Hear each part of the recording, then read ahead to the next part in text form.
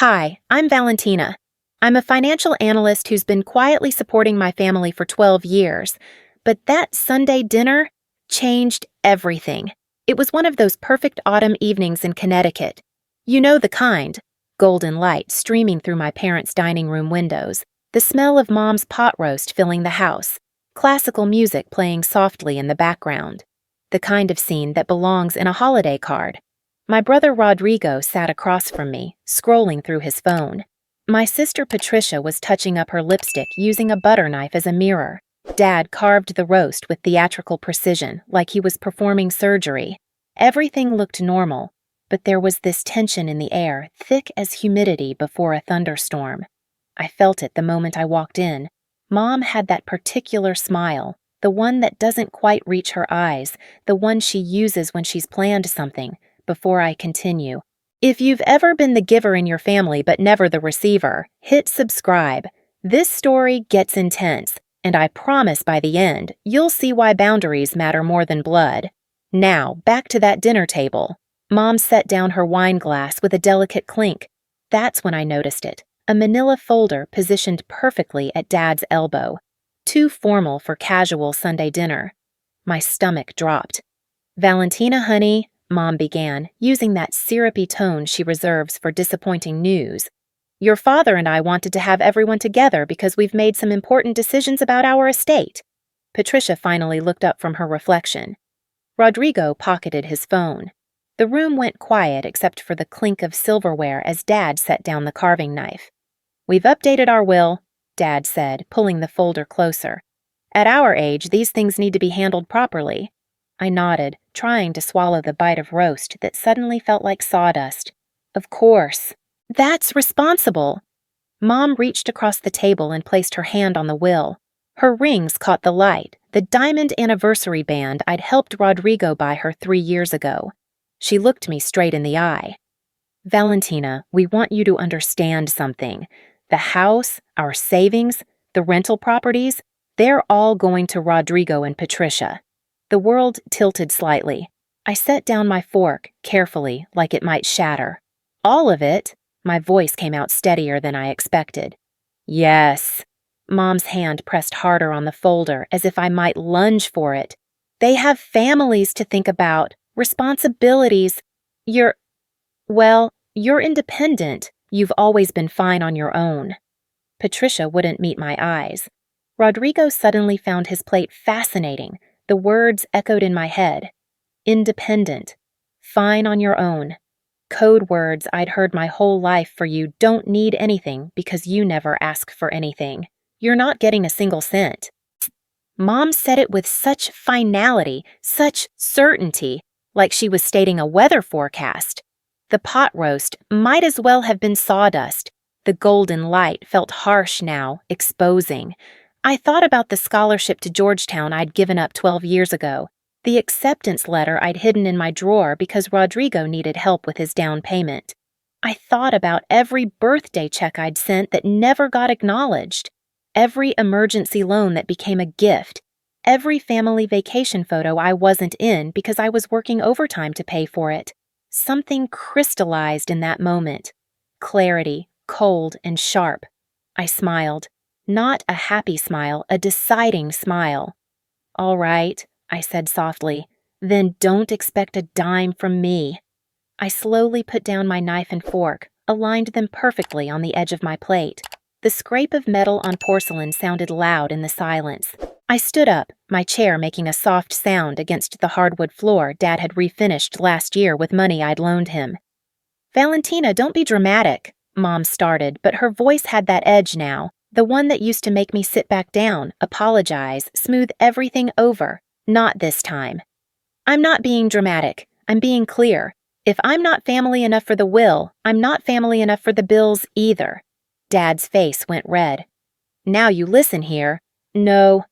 I picked up my purse from the chair back. "I don't think I will. Enjoy your dinner." That's when the nightmare began.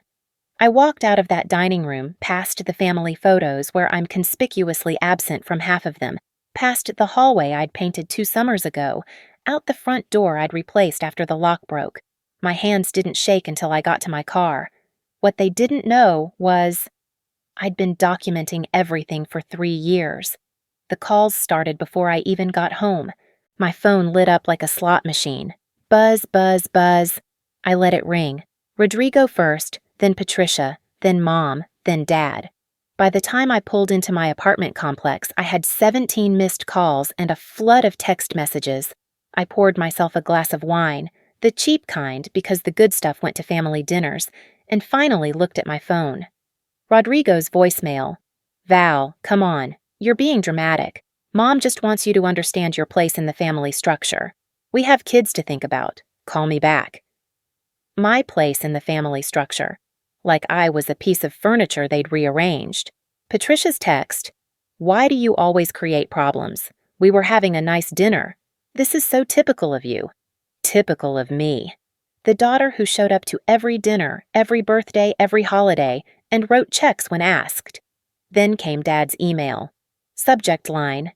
Disappointed. I opened it. Valentina, I am profoundly disappointed in your childish reaction this evening. Your mother and I have worked hard to provide for this family, and we expected you to handle this news with maturity and grace. Instead, you threw a tantrum and stormed out like a teenager. This behavior is exactly why we've made the decisions we have. Perhaps when you've calmed down and can discuss this rationally, we can talk. Until then, I suggest you reflect on your actions. Dad. I read it 3 times. Each time, I felt something different. First, the old instinct to apologize. Second, confusion. Had I been at the same dinner? Third, finally, anger. Not hot anger. Cold, calculating anger. I opened my laptop and created a new folder. Named it Documentation. Then I started pulling up bank statements, scrolling back 12 years. The numbers told a story my family had spent over a decade editing. 12 years ago, August, wire transfer to Rodrigo, $22,000. Memo line, house down payment, we'll pay you back. They never did. 10 years ago, March, check to Patricia, $15,000. Memo, salon equipment, you're my angel. I never got equity in that salon. 9 years ago, November. Wire transfer to Mom, $8,500. Text from her. Surgery recovery fund. You saved my life, honey. She told her friends the insurance covered everything. 8 years ago, July. Check to Dad, $3,200. Car repair emergency. He traded that car in 6 months later for an upgrade. The list went on, and on, and on. By 2 in the morning, I had spreadsheet with 145 entries. 145 times I'd sent money. 145 times someone in my family had needed me. Total, $127,300. I sat back, staring at the number. That was a house down payment. That was retirement savings. That was the life I could have built if I hadn't been too busy funding everyone else's. The next morning, a Sunday, I woke up to a notification. Facebook. I opened it against my better judgment. Mom had posted a photo from last night's dinner, the one I'd walked out of. The photo was taken before I arrived. Rodrigo and Patricia flanking Mom and Dad, everyone smiling, glasses raised. Caption, blessed to have such a beautiful family. My children make me so proud. My children, singular apparently, didn't include me. The comments rolled in. Beautiful family. You raised them right, Margaret. Aunt Sophie from Mom's side. Where's Valentina? Mom never responded to that comment. I took a screenshot, added it to the documentation folder. By Monday morning, the group text had a new name. It used to be Rodriguez family. Now it was the real family. I was no longer in it. I found out because Patricia accidentally sent me a screenshot meant for someone else. In it, I could see the group chat. Rodrigo had written, "She'll come crawling back. She always does. Val can't handle being on her own." Patricia had replied with a laughing emoji. That's when I opened the box I'd been avoiding in my closet. The one marked Tax Stocks 2012 Present. Inside, buried under folders of W-2s and 1099s, I found it. My old check register. The physical one, from back when I still wrote paper checks before everything went digital. I opened it slowly like I was handling evidence, which I suppose I was, page after page of carbon copies. My handwriting, younger, rounder, more hopeful. Each check stub had a note. Mom's surgery, 8I 500. Rodrigo's house down payment, 22,000. Patricia's salon equipment, 15,000. Dad's car repair, 3,200. Family vacation to Cape Cod, 4,800. That last one hurt the most. I'd paid for the rental house. I wasn't invited on the trip. Patricia had posted photos all week with the caption, "Best family time ever." I flipped through page after page. The pattern was clear. Emergency after emergency. Need after need. And my handwriting getting smaller, tighter, like I was trying to take up less space even on paper. The last entry was dated 6 months ago, right after I'd told Mom I needed to start saving for my own future. Dad's roof repair, $6,200, last one, I'd underlined, last one 3 times. 2 weeks after that conversation, Mom and Dad updated their will. Coincidence? I was starting to doubt it. I ran my finger over the carbon copies, feeling the indentations of my own pen strokes. 145 checks. 145 times I chose them over me. My phone buzzed. Another voicemail from Rodrigo. "Val, this silent treatment is getting old. We need to talk about your attitude. You're affecting Mom's blood pressure with this drama. Be an adult and call us back." I saved the voicemail, added it to the documentation folder. Then I did something I should have done years ago. I opened my laptop and started digitizing everything. Every check, every bank statement, every text message requesting money, every social media post where I was erased. The sun set while I worked. Rose again on Tuesday. I called in sick to work. First time in 3 years. My supervisor, bless her, didn't ask questions. By Tuesday afternoon, I had it all organized. Chronologically, by family member, by amount, by empty promises to pay me back. I created a timeline document, January 2012 to September 2024. 12 years of financial support, mapped out like a prosecutor's evidence board. Then, I noticed something that made my blood run cold. In 2015, I'd been included in the will. I knew because Mom had mentioned it once, casually, over brunch. "When your father and I are gone, you kids will split everything 3 ways. That's only fair." I remembered feeling warm, included, like I mattered. But that was before I told them I needed to save for my own future. Before I started saying, "I can't this time," instead of, "How much do you need?" The new will was dated March 2024, 6 months ago. 6 months after I set a boundary. The exclusion wasn't an oversight, it was a punishment.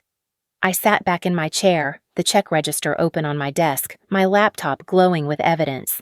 This wasn't about money anymore. This was about something deeper, something that had been eating away at me for over a decade. They had weaponized my generosity, mistaken my kindness for weakness, confused my silence for acceptance. I picked up the check register, this old artifact of who I used to be. The girl who gave and gave and gave because she thought that's what love looked like. This check register was about to become my evidence, but I needed more than just numbers. I needed context. I needed witnesses. I needed to understand exactly how calculated this exclusion had been, because what I'd discovered about that will, it wasn't just cruel, it was deliberate. I pulled up the bank statements again, but this time I looked at something different. The dates when my family members had applied for loans, refinanced mortgages, opened business lines of credit. Every single time, right before or right after, there was a transfer from me. Rodrigo's mortgage application, 2 weeks after I'd sent him money for property taxes. Patricia's business loan approval, 1 month after I'd covered her emergency dental work. My money hadn't just funded their lives. It had made them look financially stable enough to qualify for more money. They'd used my generosity as collateral. I opened a new document and started writing down every instance I could remember of being erased, dismissed, or gaslit.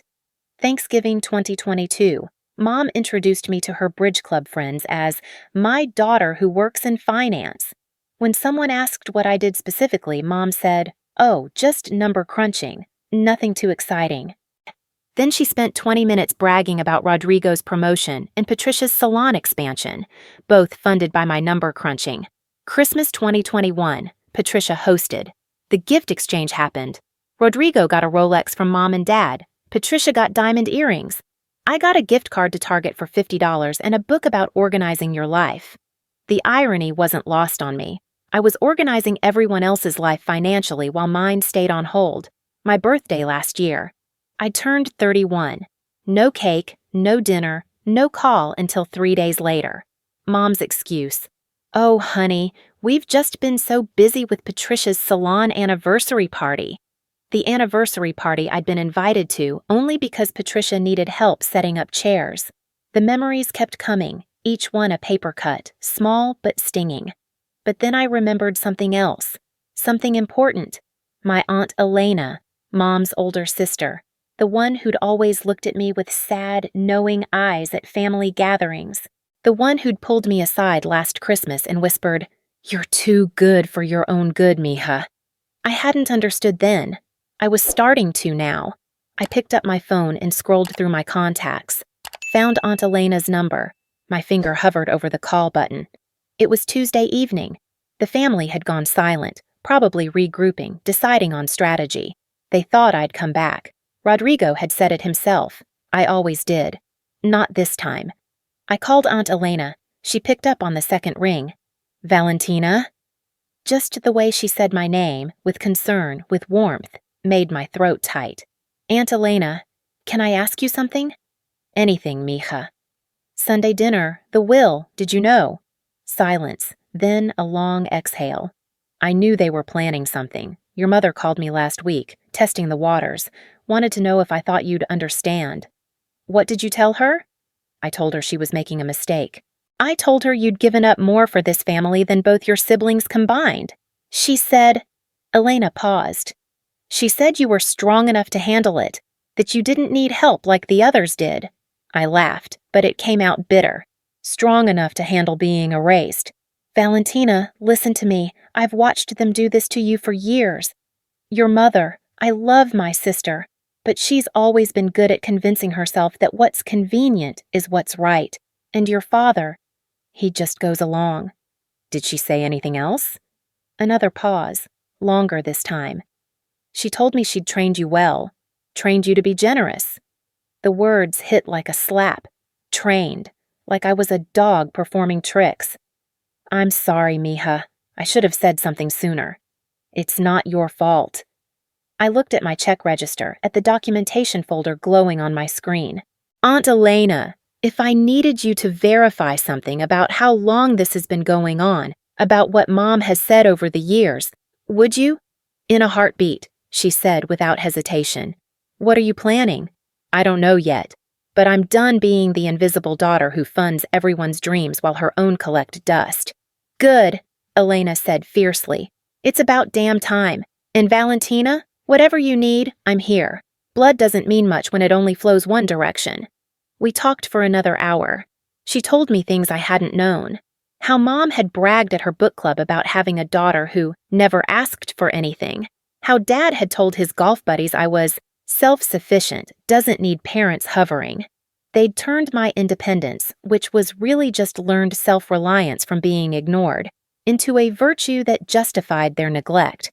By the time I hung up, it was dark outside. My apartment felt different. Smaller maybe, but also more mine.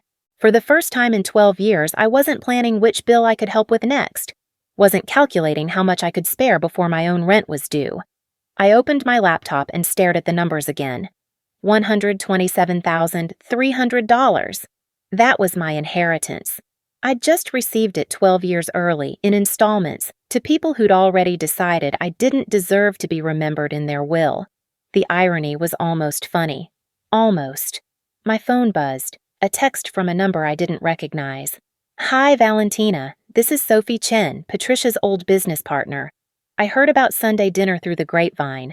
I think we should talk. I have information you might want." I stared at the message. Sophie. I remembered her vaguely. She and Patricia had opened the salon together, then had some kind of falling out 3 years ago. Patricia never talked about it. I typed back, "What kind of information?" 3 dots appeared, disappeared, appeared again. "The kind that explains where your $15,000 really went.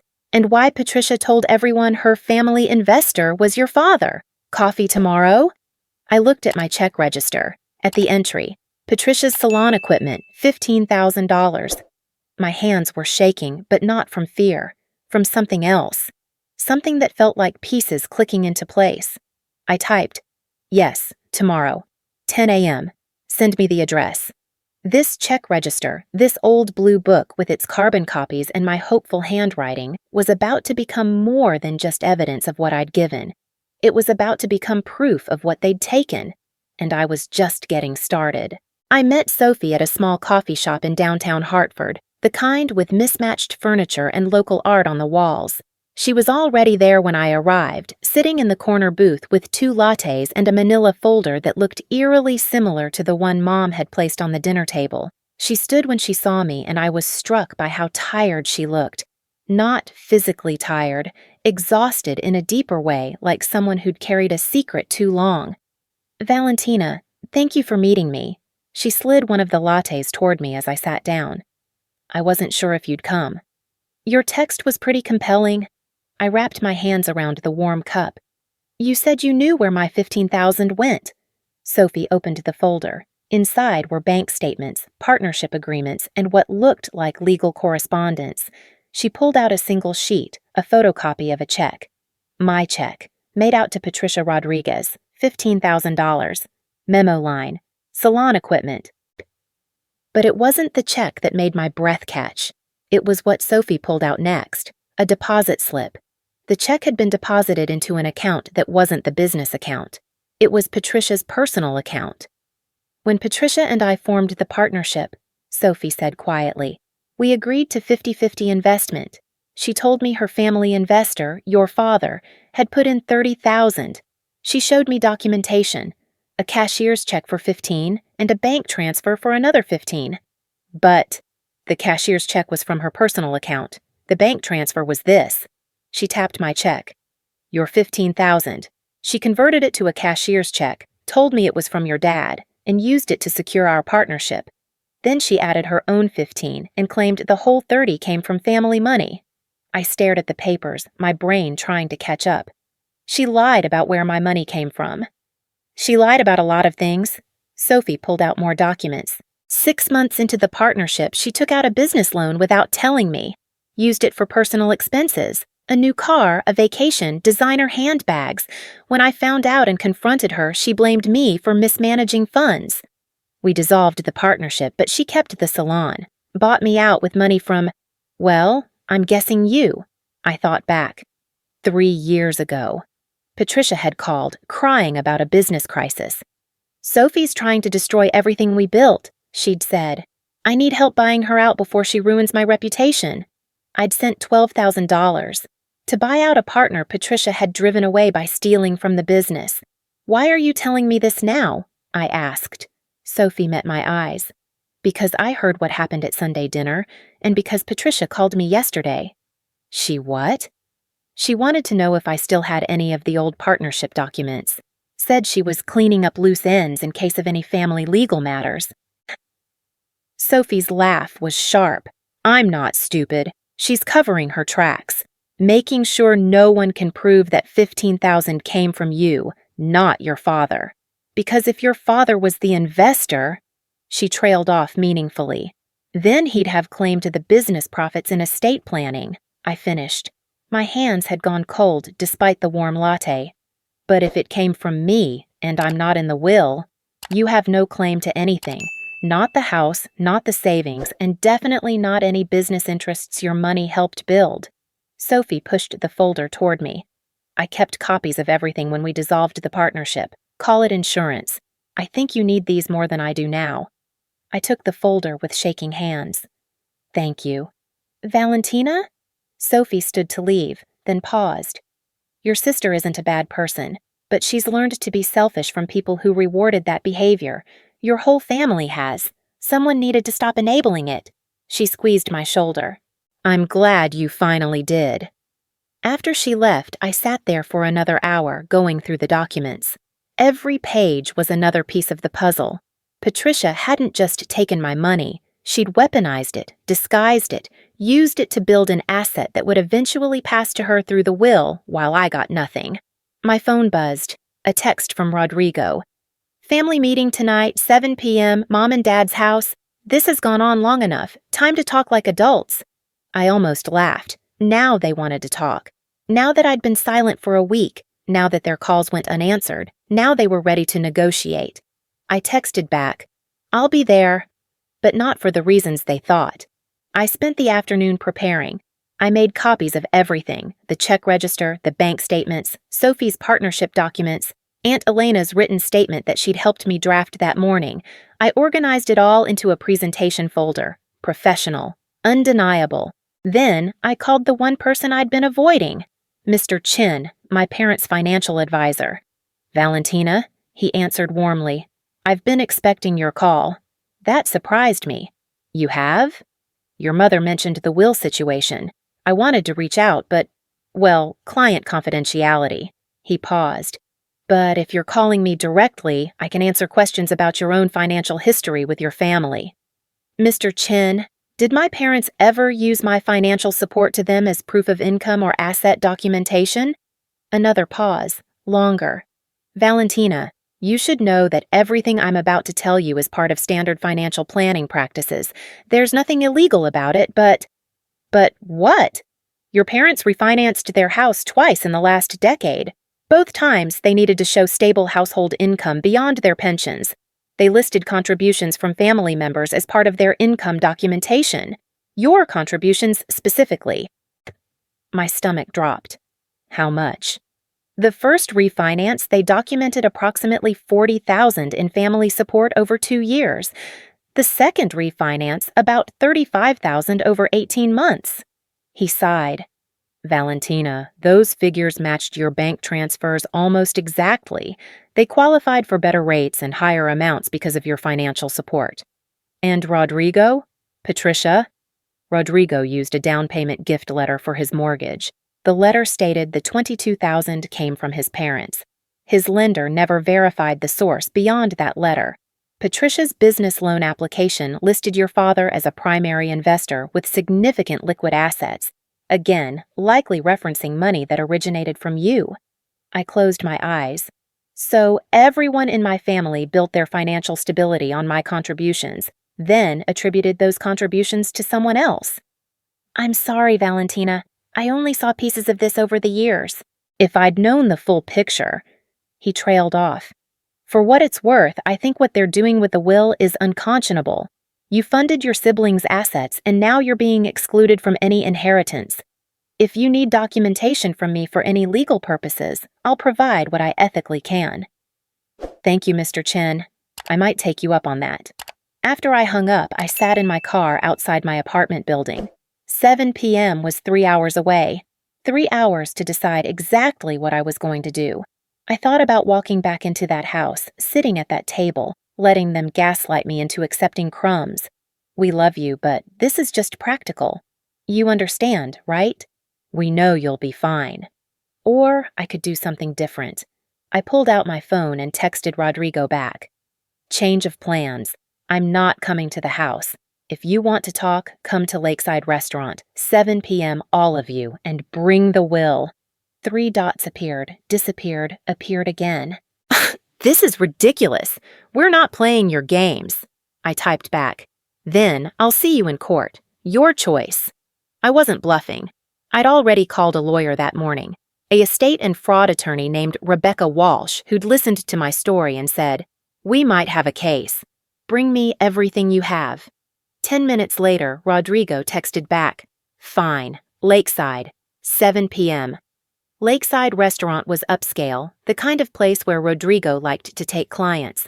Lots of windows overlooking the lake, soft lighting, tables spaced far enough apart for private conversations or public revelations.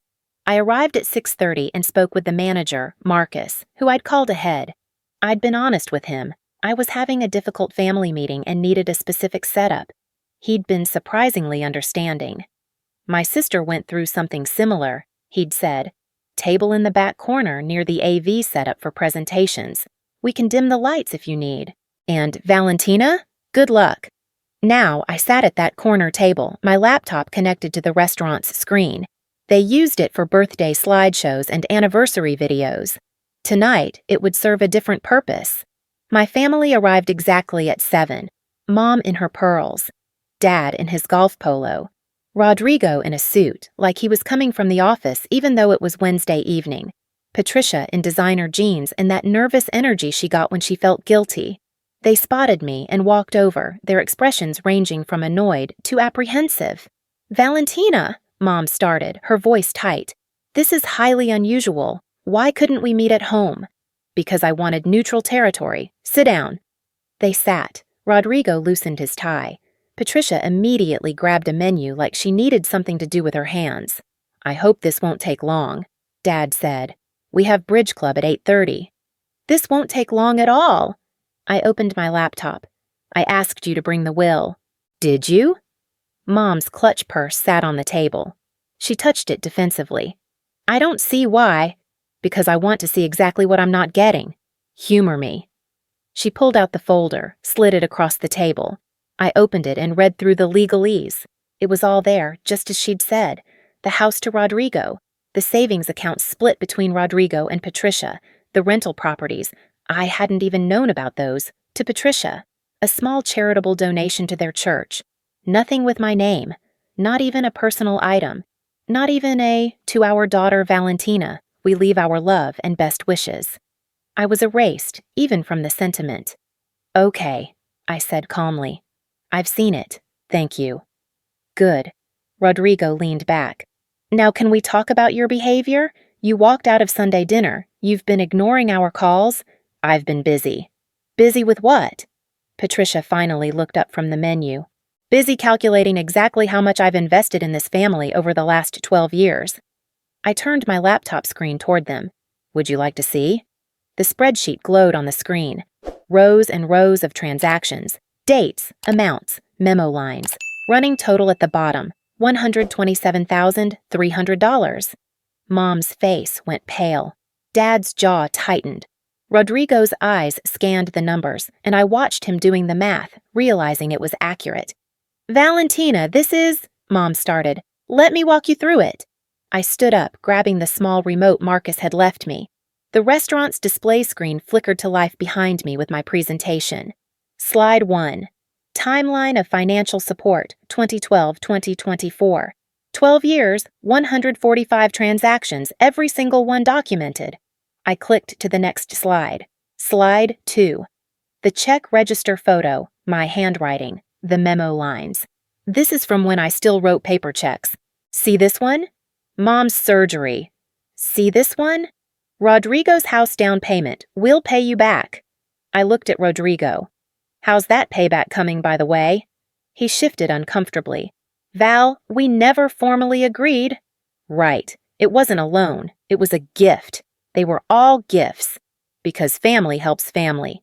I clicked again. Slide 3. Text message screenshots. Mom's messages appeared on screen. "Emergency. Need money now." "You're the only one I can count on." Just this once, honey.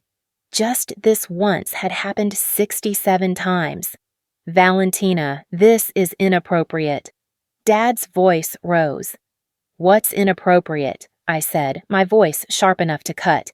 "Is using my financial support to refinance your house twice, then excluding me from the inheritance." The table went silent. A waiter approached, saw the tension, and quietly backed away. "Mr. Chen confirmed it this afternoon." I clicked to the next slide. "You used my money to qualify for better loan terms. Listed my contributions as household income, but now I'm independent and don't need help, so I get nothing." "We never said you couldn't have anything," Mom said weakly. "We just thought—" "You thought I'd keep funding your lifestyle while you distributed the assets I helped build to everyone but me." I clicked again. Slide 4. Sophie's partnership documents appeared on screen. Patricia gasped. "Where did you get those?" "From Sophie. You remember Sophie? Your former business partner? The one you told me was trying to destroy you?" I zoomed in on my check deposit. "You took my $15,000, disguised it as coming from Dad, used it to secure the partnership. then bought her out with more of my money when you couldn't maintain the lie." "That's not— I didn't—" Patricia stammered. "You did. And when the will distributes business assets, that salon goes to you, the salon I funded, the salon you told everyone Dad invested in." Rodrigo's face had gone red. "You're twisting everything. We're family. We help each other." "Help each other?" I laughed, and it came out harsh. "When have you helped me, Rodrigo? When did any of you show up for me?" "We've always been there," Mom started. "Really?" I pulled out my phone, pulled up Facebook. This is from last Sunday, before I arrived. "Blessed to have such a beautiful family." Caption doesn't mention me. Comments ask where I am. You never responded. I showed them the screen. "This is from Christmas 2021, my beautiful children." "Just you two." I swiped. "This is from Thanksgiving 2022. Another family photo, another caption, another erasure. I pulled out the final piece of paper, the one that had been killing me. "This is the 2015 will draft, the one where I was included, three-way split. Only fair, you said, Mom. Remember?" Mom wouldn't meet my eyes. "This new will was drafted 6 months ago, March 2024. You know what else happened in March 2024? I looked at each of them. "I told you I needed to start saving for my own future, that I couldn't keep being the family bank. You updated the will 2 weeks later." "That's coincidence," Dad blustered. "Is it? Because it seems like punishment. I set one boundary and you cut me out of everything." The restaurant had gone quiet around us. Other diners weren't even pretending not to watch anymore. Then a voice spoke up from across the room. It wasn't a coincidence. Aunt Elena stood near the entrance. I'd texted her the location but hadn't been sure she'd come. She walked over to our table, elegant and fierce. "Elena, this is a private family matter," Mom said sharply. "I'm family too, Margaret, and I've watched you do this to Valentina for over a decade." She looked at me, gave a small nod, then turned to the others. "You want to know what your mother told me last week? She said she'd trained Valentina well, trained her to be generous." "Like you were conditioning a dog." Mom's face flushed. "I never said—" "You did. Over lunch at the club. You bragged about having a daughter who never asked for anything, like her silence was the accomplishment instead of a cry for help you all ignored." Elena pulled out her phone, and for the record, I recorded that conversation. I had a feeling it might matter someday. The blood drained from Mom's face. Rodrigo stood up abruptly. "This is insane. You've created some conspiracy theory." "Have I?" I clicked to the final slide. It was a simple comparison chart, 2 columns. What I gave, $127,300. What I have, retirement savings, $8,200 property ownership, $0 business assets, $0 will inheritance, $0 what Rodrigo has, house valued at $385,000. Retirement savings, $94,000 per his LinkedIn, will inheritance, 50% of estate.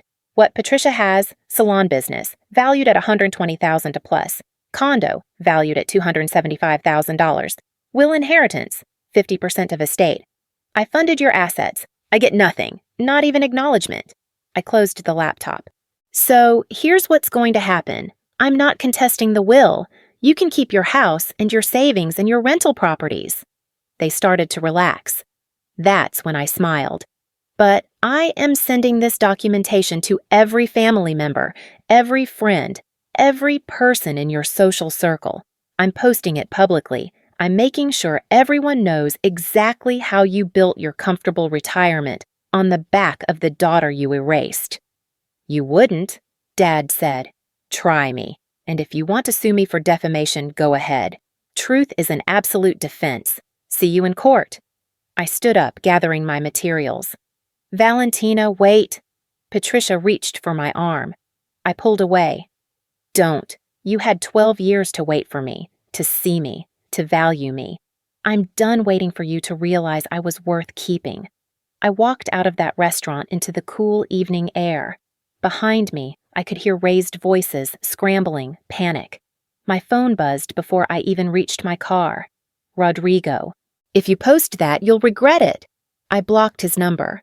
Patricia called. Blocked. Mom's number appeared. Blocked. Dad sent an email with the subject line legal action. I forwarded it to Rebecca Walsh, my attorney, with a note. They're threatening to sue. Here's all my documentation. She replied within 5 minutes. Let them try. You have enough evidence for a counterclaim of financial exploitation. Plus, anything they do now just proves your point. I drove home, and for the first time in 12 years, I felt light. The next morning, I woke up to 47 missed calls from various family members, cousins, uncles, Grandma Rodriguez. The family network was buzzing, clearly alerted to the situation. I didn't answer any of them. Instead, I did something I should have done years ago.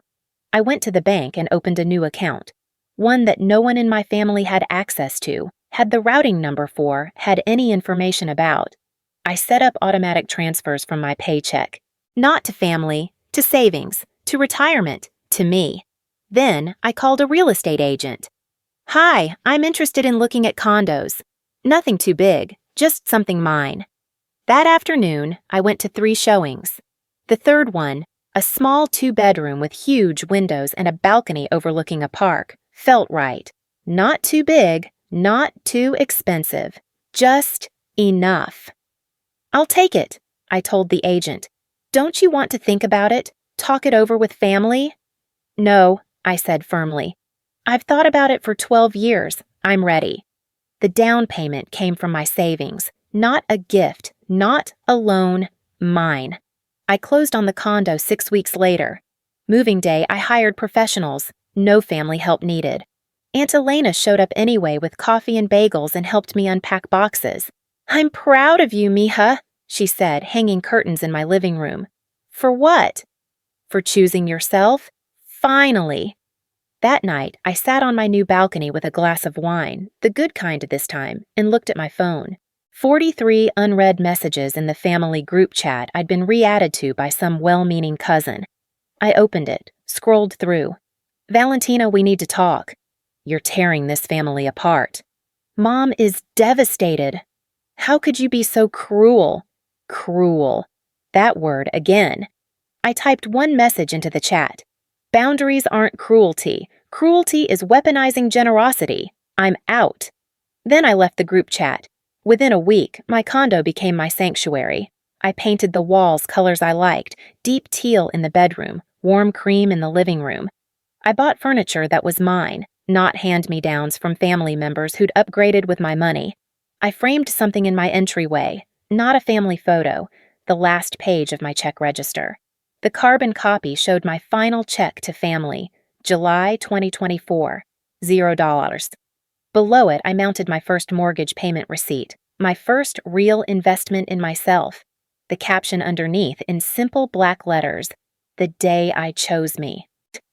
3 months after the dinner confrontation, I got a letter. Not a legal threat, not a guilting message, an invitation.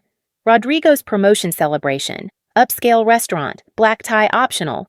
We hope you can put aside differences for this important family milestone. I stared at that invitation for a long time. Then I RSVP'd yes. Not because I'd forgiven them, not because I wanted reconciliation, but because I had one more thing they needed to see. The dinner was at Morrison's, the most expensive restaurant in Hartford. Floor-to-ceiling windows, crystal chandeliers, waitstaff in tuxedos. Rodrigo had rented out the back room for 40 guests, family, colleagues, friends. I arrived exactly on time, wearing a dress I'd bought for myself with money I didn't have to justify to anyone. Professional, elegant, powerful. Mom saw me first. Her face went through several expressions: hope, fear, calculation. Valentina, you came. I did. Does this mean? It means I RSVP'd yes. That's all it means. I walked past her to the bar, ordered a drink, and found my assigned seat. Table in the back, not with family. With Rodrigo's colleagues from work. They introduced themselves politely, unaware of any drama. Dinner was served. Salad, filet mignon, roasted vegetables. Everything tasted like obligation. Then came the toasts. Dad stood first. My son, the director of operations, we always knew you'd go far. Your mother and I are so proud. Everything we've built, everything we've worked for, it's all been for you kids, for your future." Polite applause. Patricia went next, her voice shaky. "Rodrigo, you've always been my rock, big brother who could do anything. I'm so lucky to have you." More applause. Then Rodrigo stood, his promotion toast. He talked about hard work, dedication, family values, the importance of having a strong foundation. "My parents taught me that family comes first," he said, his voice confident. "That success is built on the support of the people who love you. I wouldn't be here without them." He raised his glass. Everyone raised theirs, except me. I stood up. "Rodrigo, can I add something?" The room went quiet. Mom's face went white. Dad's hand tightened on his fork. Rodrigo hesitated, then nodded. "Sure, Val." I walked to the front of the room where he stood by the small podium. "Ladies and gentlemen, family and friends, thank you for being here tonight to celebrate Rodrigo's success." I pulled a small envelope from my purse. I wanted to contribute to this celebration in a meaningful way. I handed the envelope to each table. Inside, copies of my documentation, the check register, the bank statements, the timeline. "You see," I continued as people began opening the envelopes, "Rodrigo's success is built on support, family support, financial support.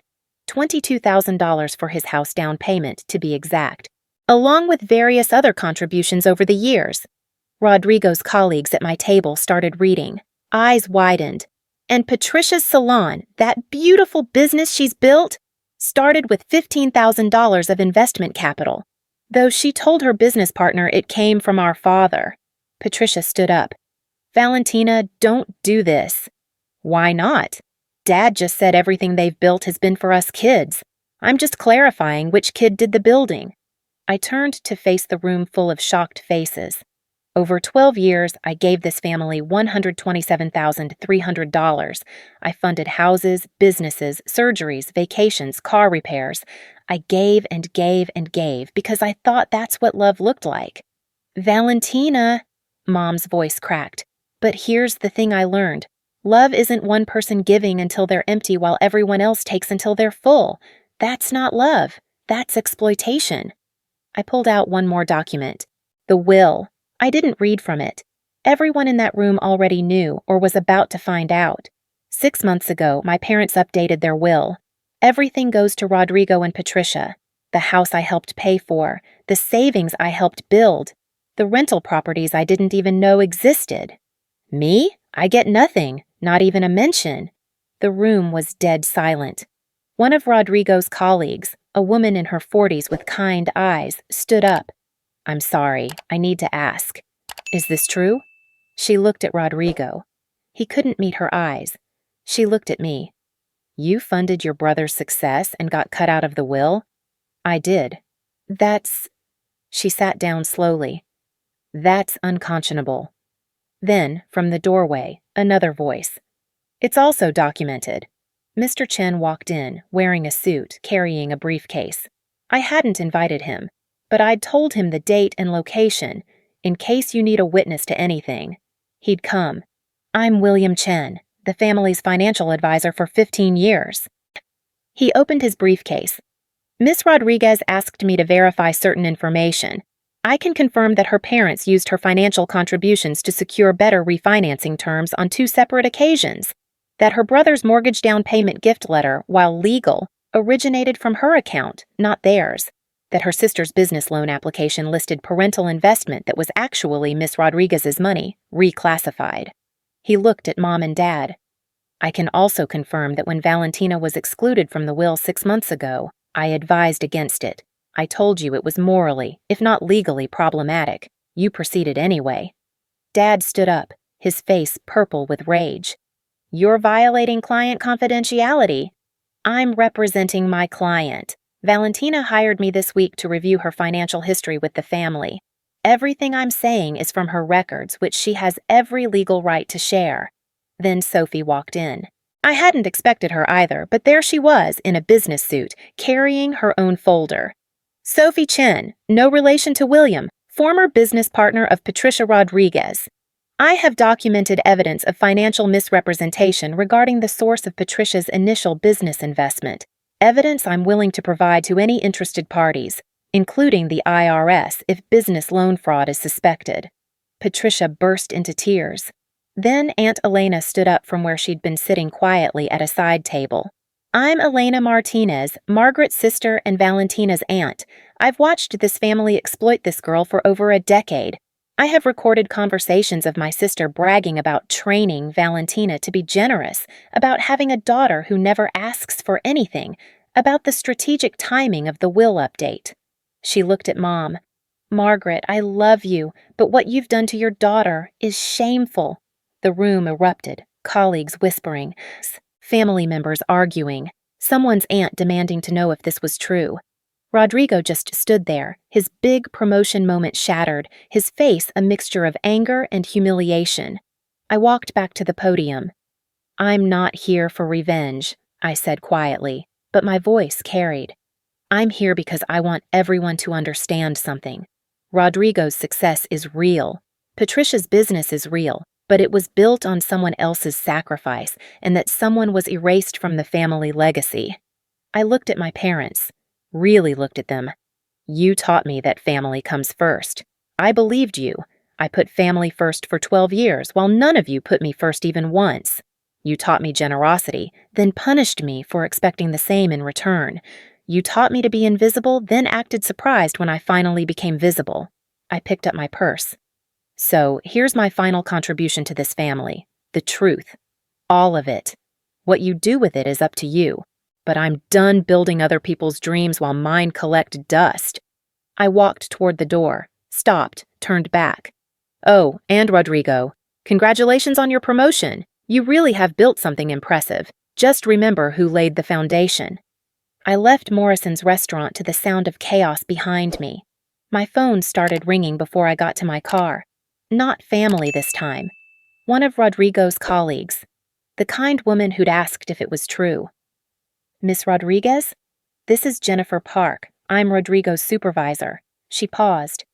I had no idea about any of this. Neither did anyone else at the company. His promotion? It's not in question, but his judgment is. Using family money disguised as parental support for financial applications. That's something HR will need to review. I'm sorry, I said. I didn't mean to affect his career. Don't apologize. If what you said is true, and that financial advisor seemed pretty certain, then Rodrigo misrepresented his qualifications. That's on him, not you. After she hung up, I sat in my car for a long time. Was it cruelty, what I'd just done? Or was it justice? I thought about that question all the way home. My condo was dark when I got there, but it felt warm, safe. Mine. I turned on the lights and stood in front of my framed check register page. The last check, the 0, the choice. My phone buzzed, a text from Aunt Elena. That was the bravest thing I've ever seen. Proud of you, mija. Come to Sunday dinner at my place this week. Bring wine, the expensive kind you finally deserve to buy for yourself.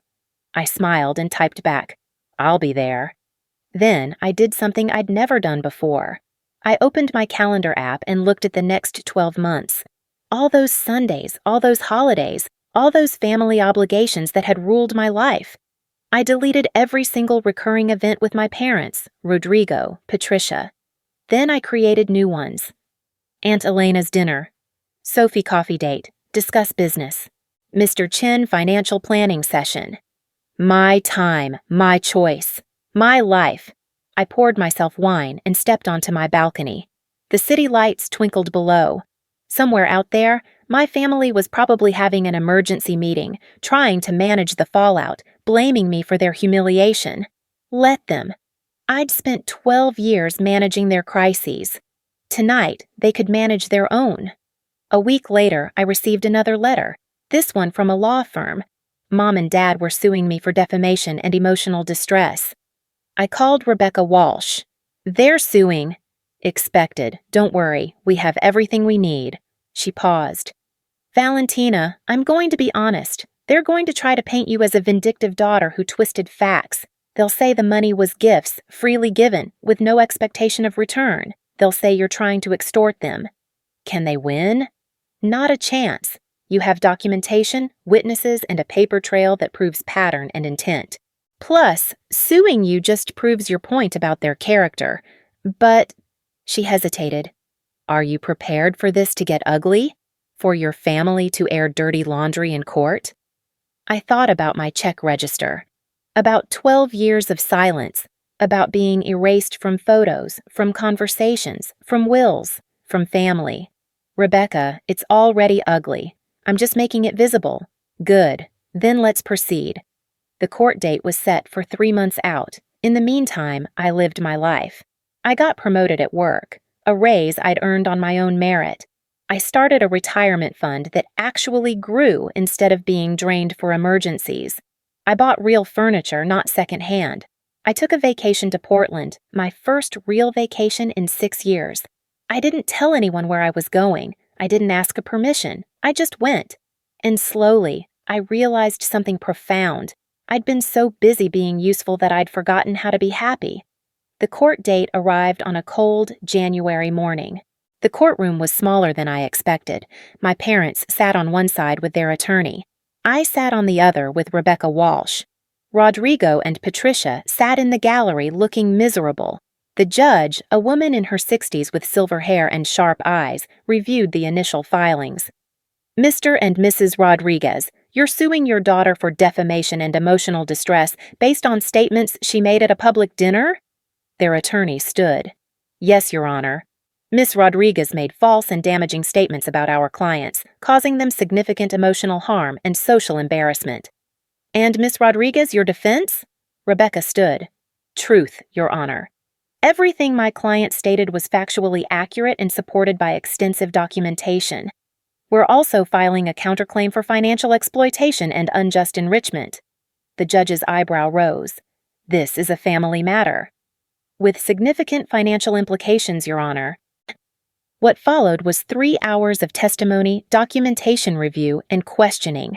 Mr. Chen testified about the refinancing. Sophie testified about the salon investment misrepresentation. Aunt Elena testified about Mom's statements and the timing of the will update. I testified about 12 years of financial support and complete exclusion from estate planning. Mom took the stand and tried to explain. We gave Valentina everything growing up. We thought she understood that family helps family. The money she gave was voluntary. Mrs. Rodriguez, Rebecca interrupted, did you ever pay your daughter back for any of these contributions? Well, no, but they were gifts. Did you acknowledge her contributions when you refinanced your home using her money as proof of income? That's not... Did you include her in family photos, family events, family planning? Sometimes she was busy. Did you include her in your will before March 2024? Silence. Yes, Mom finally whispered. And what changed in March 2024?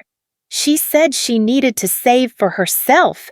So you punished her for setting a financial boundary by excluding her from your estate entirely, despite 12 years and over $127,000 of contributions that funded your other children's assets? Mom's face crumbled. I didn't think of it that way. How did you think of it? I thought she didn't need us anymore. The courtroom went silent. The judge called a recess. When we reconvened, her decision was swift. Mr. and Mrs. Rodriguez, your lawsuit is dismissed. Miss Rodriguez's statements were factually true and made in a private public setting where defamation standards are difficult to meet. Furthermore, she looked at my parents over her reading glasses. Your counterclaim for emotional distress is denied. You cannot claim harm from the truth being told, especially when that truth reveals your own actions. She shuffled papers. As for Miss Rodriguez's counterclaim, I'm prepared to rule that while the money was given as gifts, there was a clear pattern of financial exploitation and emotional manipulation. The timing of the will update, the use of her contributions for financial gain without acknowledgement, and the systematic exclusion from family recognition constitute unjust enrichment. Rebecca squeezed my hand under the table. However, the judge continued, family court is designed for reconciliation, not destruction. I'm not going to order your parents to repay you, Miss Rodriguez. The amounts are substantial, but forcing repayment would likely bankrupt them and solve nothing. My heart sank. Instead, I'm ordering a mandatory revision of the will. Miss Rodriguez will be included at an equal share with her siblings, or your estate will be placed in probate with court oversight to ensure equitable distribution. Additionally, I'm ordering family mediation, not to force reconciliation, but to establish clear boundaries and expectations. She looked at my parents. Mr. and Mrs. Rodriguez, your daughter funded your lifestyle for over a decade. She was the foundation of your family's financial stability. Excluding her from your legacy while distributing assets she helped build is unconscionable. Whether you repair this relationship is your choice, but you will not profit from her generosity while erasing her from your family history. The gavel came down. Outside the courthouse, my family stood in a cluster. I walked past them toward my car. Valentina. Dad's voice. I stopped, didn't turn around. I'm sorry. I turned then. Dad looked smaller somehow, older. Are you sorry you did it? I asked. Or sorry you got caught? He didn't answer. Mom stepped forward. We never meant to hurt you. You did, though, for 12 years, and you kept doing it even when I begged you to stop. We'll fix the will, Rodrigo said quietly. Like the judge said. I don't want your will, Rodrigo. I never did. I wanted you to see me, to value me, to treat me like I mattered. I looked at each of them. But you couldn't do that when it was free, so now the court has to force you. Patricia was crying. I'm sorry. I'm so sorry. I didn't realize. You realized. You all did. You just didn't care enough to change. I got in my car. Valentina, Mom called. Are we ever going to be a family again? I rolled down the window, looked at her for a long moment. We were never really a family, Mom. We were an arrangement where I gave and you took. That's not family. That's exploitation with holiday dinners. I drove away. 6 months later, I received a revised will copy in the mail. Equal 3-way split. My name included. I filed it away without reading it carefully. Because here's what I'd learned. I didn't need their inheritance. I'd already taken mine, my condo, my savings, my peace, my boundaries, the ability to say no without guilt, the freedom to say yes to myself. Every Sunday, I had dinner with Aunt Elena, Sophie, Mr. Chen, and a rotating cast of people who chose me because they valued me, not because I funded them. We called ourselves the chosen family. Last month, I framed something new in my entryway right next to the check register. A photo from Sunday dinner at Elena's. Me, laughing, wine glass raised, surrounded by people who loved me not for what I could give them, but for who I was. The caption underneath, Found family. Finally. My phone buzzed, a text from Patricia. Can we talk? I'm in therapy, learning about family patterns. I'm sorry. Can we try again? I stared at the message for a long time. Then I typed, I'm glad you're in therapy. That's good for you, but I'm not ready yet. Maybe someday, maybe not. I'm learning that I don't owe anyone access to me, even family, especially family. She responded, I understand. I'll wait. And Valentina? Thank you for showing me what I was really doing. It took losing you to see it. I didn't respond to that, but I didn't block her number either, because here's the final thing I learned. Healing isn't about getting back what was taken. It's about building something new with what remains. I looked at my check register frame, at that final zero, at the first payment to myself. The day I chose me, and every day since, I've kept choosing me. That's not cruelty. That's not revenge. That's survival. That's freedom. That's love. The kind you give yourself when no one else will.